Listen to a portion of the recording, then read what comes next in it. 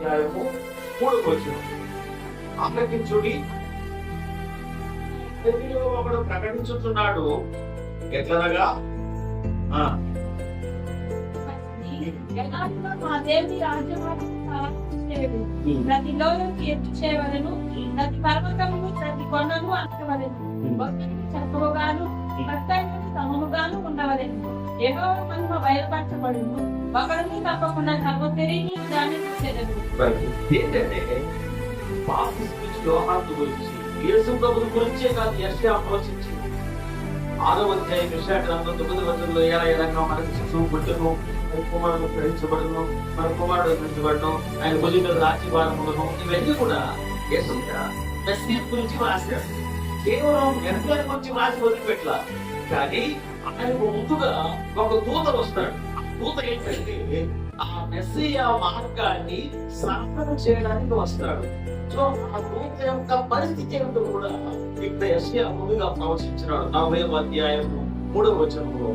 ప్రియమైన దేవుని బిడ్డలారా, ఇంత పకడ్బందీగా, ఎంత జాగ్రత్తగా, అనగా రక్షణ ప్రణాళికలో ఎవరు అపనమ్మిక లేకుండా ప్రజలంతా చక్కగా విశ్వసించి నమ్మి గ్రహించేటువంటి పొందుకోవాలి అనేది దేవుడి ప్రధానమైనటువంటి ఉద్దేశం. మరి అలాగే మన సువార్తల కాలంలో చూస్తే యెషయా గ్రంథము మొట్టమొదటిగా గుర్తించబడిన గ్రంథం. అది మొట్టమొదటి రాయబడిన గ్రంథమేమో నూహు గ్రంథం, కానీ బైబిల్ అంటూ దొరికింది యెషయా గ్రంథమే ఫస్ట్. సో దాన్నే చదువుకున్నాడు. మీరు కావాలంటే అపోస్తల కార్యాల గ్రంథం 8వ అధ్యాయంలో గుర్తించబడినటువంటి 5వ ప్రియుడు ఆ రథం మీద ఆ గ్రంథాన్ని చదువుతున్నాడు. ఏంటి ఆ గ్రంథం అంటే యెషయా గ్రంథమే. ఇది ఒక్కటే ఉంటుంది అందుబాటులో. ఇప్పుడు దాన్ని చదువుతున్నాడు.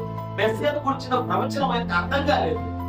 అప్పుడు మరి దేవుడి చేత పంపబడినటువంటి దూత ఆయన తెలియపరిచినప్పుడు అప్పుడు బాప్తిస్మం తీసుకున్నాడని వెళ్ళిపోయాడు. సో మొదటి ప్రచురితమైనటువంటి గ్రంథము యెషయా గ్రంథం. ఆ గ్రంథంలో మరి యేసుక్రీస్తు ప్రభువు మెస్సీయా గురించి మాత్రమే కాకుండా బాప్తిస్మిచ్చి యోహాను యొక్క పరిస్థితి ఆయన ఏంటి చేయాలంటే మార్గాన్ని సరళం చేయడం.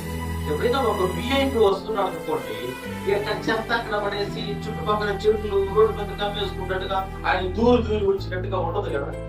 ఆ చెట్లు మిట్లు నరికేసి శుభ్రంగా రోడ్డు పోసి అవసరమైతే ముగ్గేసి ఈ పక్క ముగ్గు పోసి ఆయన ఒక స్టేజ్ పెట్టి మీరు ఇక్కడ కలర్ పేపర్లు పెట్టి స్టేజ్ పెట్టి మైక్ పెట్టి, సో ఒక విఐపి వస్తున్నాడంటే అంత జాగ్రత్తగా చూసుకుంటాం.